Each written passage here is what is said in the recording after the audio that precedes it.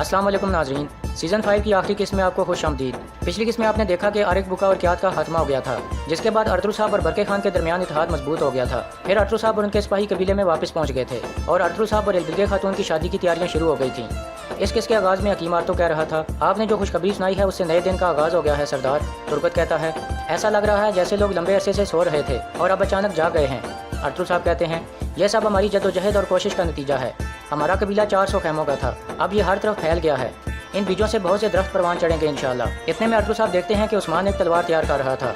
यह देखकर वो उसके पास आ जाते हैं और कहते हैं, एक काले लोहे को सुर्ख करने के लिए सिर्फ आग के अंगारे काफ़ी नहीं होते बेटा, बल्कि उन्हें हवा की भी ज़रूरत होती है। इसके बाद अरतुल साहब तलवार तैयार करने में उस्मान की मदद करने लगते हैं।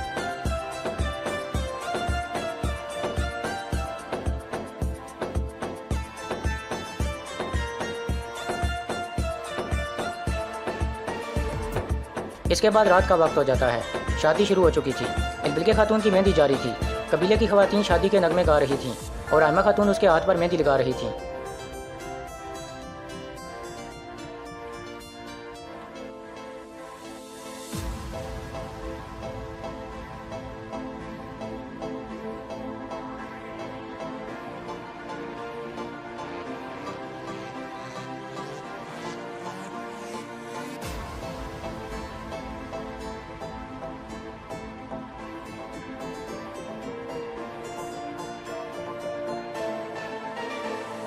दूसरी तरफ मरती खेमे में अरतुल साहब के करीबी आदमी और मेहमान खाना खाने में मसरूफ़ थे।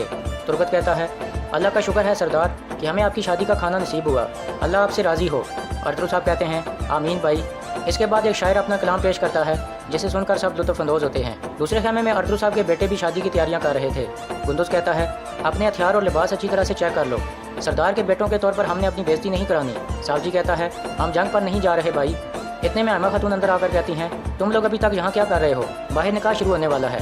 कुंदूस कहता है, हम तैयार हैं दादी जान। फिर आयमा खातून कहती हैं, तुम्हारे बाबा कल दूर जा रहे हैं, लेकिन तुम्हारा चाचू धुंधार रास्ते में है।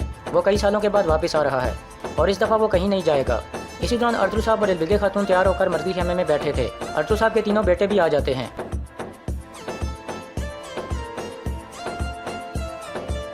फिर इमाम साहब दुआ के लिए हाथ उठाते हैं और कहते हैं, अल्लाह हम सब के गुनाह माफ़ फरमाए।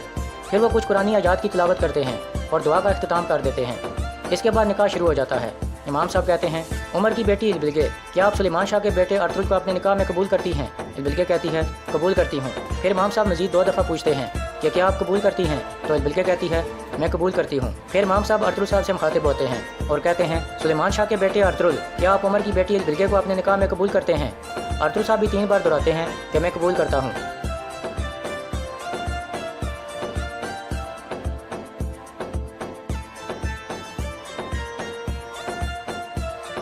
फिर इमाम साहब गवाहों से पूछते हैं, क्या आप इस शादी के गवाह हैं?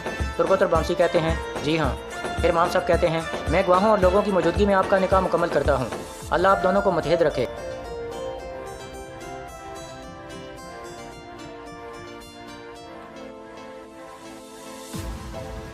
आखिर में दोबारा दुआ के लिए हाथ उठाए जाते हैं।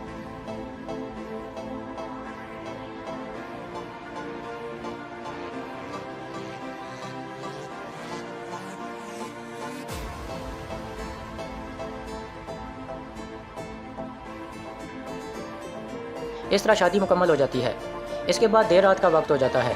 बामसी के खेमे का मंजर सामने आता है। बामसी की बेटी असलहान कहती है, आप अभी अभी जिम्मेदारी से वापस आए हैं बाबा, कल आप दोबारा क्यों जा रहे हैं? बामसी कहता है, नया दिन हमारे लिए बहुत से सफ़र ला रहा है बेटी। एक सिपाही की जिम्मेदारी उस अजान से शुरू होती है जब वो पैदा होता है और मरते वक्त फातिहा के साथ ख़त्म होती है। फिर आइबर्स पूछता है, क्या मुहिम लंबी होगी बाबा? बामसी कहता है, हाँ बेटा, हो सकता है 1 साल लग जाए या हो सकता है कि हम कभी वापस ना लौटें। यह सुनकर अफसा परेशान हो जाती है। फिर बामसी कहता है, हम वहाँ तलवार की नोक से इंसाफ करेंगे, हम मजलूमों के लिए उम्मीद पैदा करेंगे। ये हर चीज़ हम अपने मुस्तकबिल के लिए कर रहे हैं ताकि हमारी नस्लें आज़ादी से जी सकें। फिर अफसा कहती है, अगर आप वापस आएँ या ना आएँ, आपकी बीवी और बच्चे हमेशा आप पर फख्र करेंगे। हमारी दुआएं आप सब के साथ हैं। बामसी कहता है, शुक्रिया अफसा। इसके बाद अरतुल साहब के खेमे का मंजर सामने आता है। इलबिलगे खातून अरतुल साहब को शरबत पेश करती है।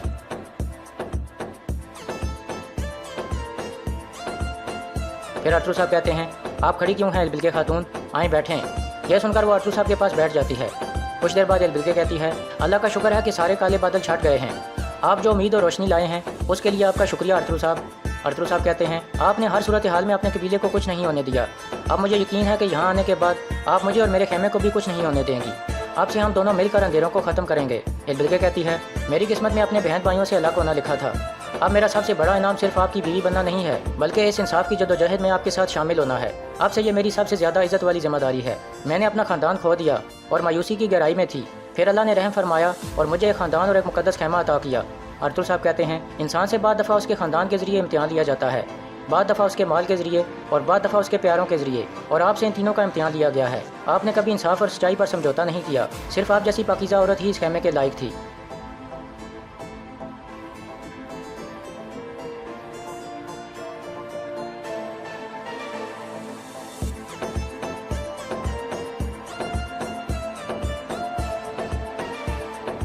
इसके बाद सुबह का वक्त हो जाता है। मर्दी खेमे के बाहर तमाम सिपाही और कबीले के लोग जमा थे और अरतुल साहब का इंतजार कर रहे थे। खेमे के अंदर अरतुल साहब कह रहे थे, आप जाने का वक्त आ गया है इल्बिल्के खातून। इल्बिल्के कहती है, आप हमारे बारे में परेशान मत होना अरतुल साहब, आपका कबीला और खेमा अब महफूज हैं। फिर अरतुल साहब कहते हैं, अब मैं सुकून से जा सकता हूँ क्योंकि आप यहाँ हैं इल्बिल्के खातून, मैं बिल्कुल भी फिक्रमंद नहीं हूँगा। इल्बिल्के कहती है, और मैं आपकी वजह से मुस्तकबिल के लिए पुरुमीद हूँ अरतुल साहब। मुझे यकीन है कि मुस्तकबिल में आपकी जद्दोजहद की दास्तानें इन सरजमीनों पर बताई जाएंगी और मुझे यकीन है कि आपकी नस्लें आपको अच्छे अल्फाज में याद करेंगी। अरतुल साहब कहते हैं, इंशाअल्लाह।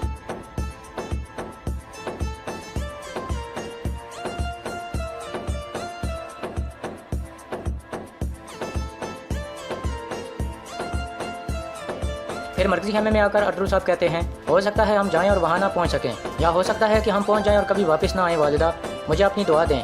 आयमा खातून कहती हैं, मेरी दुआएं तुम्हारे साथ हैं बेटा।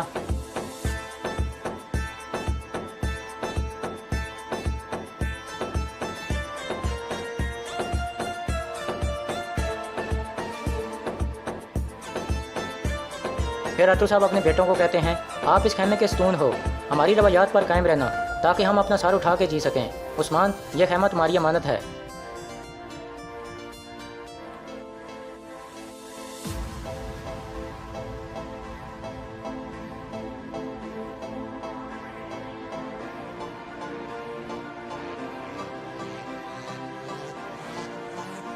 अरतुल साहब बाहर आते हैं तो सब लोग अरतुल साहब जिंदाबाद के नारे लगाने लगते हैं।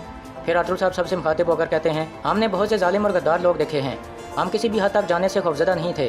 अब एक नया दिन शुरू हो रहा है जो न सिर्फ अंधेरे को दूर कर रहा है बल्कि एक नए निज़ाम का भी आगाज़ कर रहा है। अब वो वक्त आ गया है जिसका हम सब इंतज़ार कर रहे थे। हो सकता है हम वापस ना आएँ, हमें अपनी दुआ दें। सब कहते हैं, हमारी दुआएं आपके साथ हैं। फिर अरतुल साहब कहते हैं, हम कभी पीछे नहीं हटे और ना ही बाद में हटेंगे। अब वक्त आ गया है कि हम मजलूम अनातोलिया के लिए एक इनकलाब का आगाज़ करें।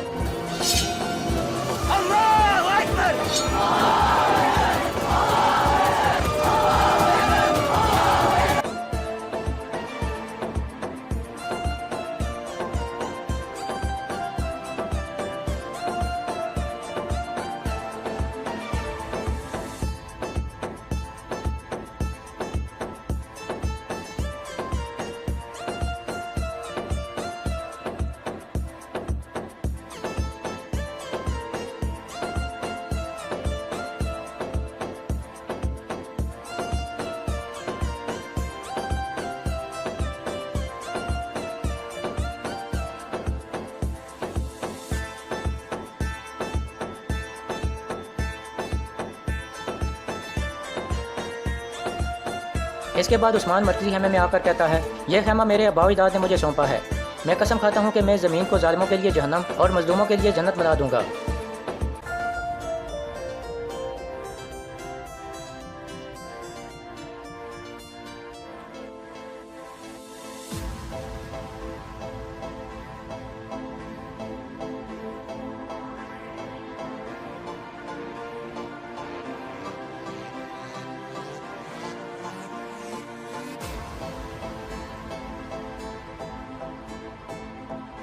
चलो बहादुरों,